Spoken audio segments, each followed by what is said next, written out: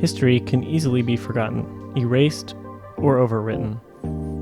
When a building disappears from a city, there is little left to remind us that it was ever there.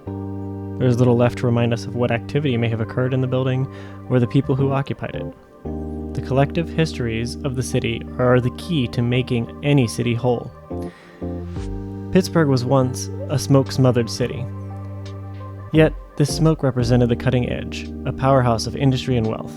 For better or worse, this is the seed that has formed this city and allowed for many of its unique conditions. It allowed it to be the 8th largest city in the U.S. for much of the 20th century.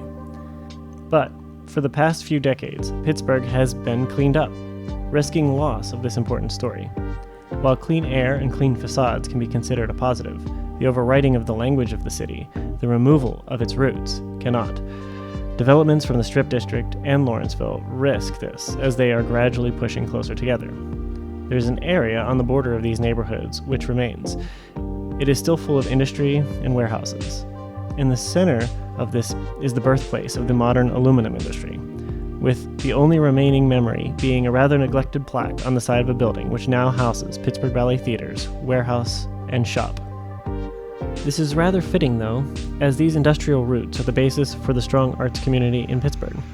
We know that the early industrialists had many ethical issues, but the wealth that was centered in Pittsburgh allowed for much of what is appreciated today. However, little evidence of this connection is ever perceived at the Benedum Center or Heinz Hall. The arts are often grand. Likely, they were an escape from the smoky city of the past. But now, this escape is no longer necessary.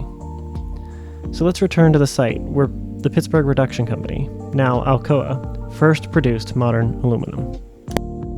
Charles Martin Hall was responsible for discovering the smelting process, which made producing aluminum in large quantities possible. At the Smallman Street Works, the first commercial run of aluminum was produced. This was a scrappy operation in a relatively small and relatively temporary building. This area rapidly changed around the turn of the century, which can be seen on the historic insurance maps.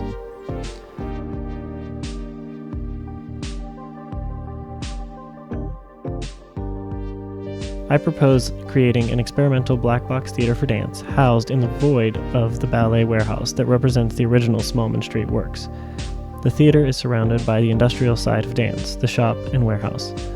The void would operate much as the neighborhood did in the early 20th century, being reconfigured for the current experiment and packed away when not in use. It would create an inversion of the current neighborhood, which largely operates on a daylight weekday schedule and packs away nights and weekends. The program would involve not only the void, which can be configured for performances, but an organization of the shop and warehouses with certain shared elements that overlap. Typical small programmatic elements found in theaters, such as lounges, a bar, a small boutique, and ticketing, are objectified and can be moved in and out of the void for the experiment at hand. Through this intervention, the hope is to bring new use into one of the few areas of the Strip District which still has authentic connections to its past without overwriting anything.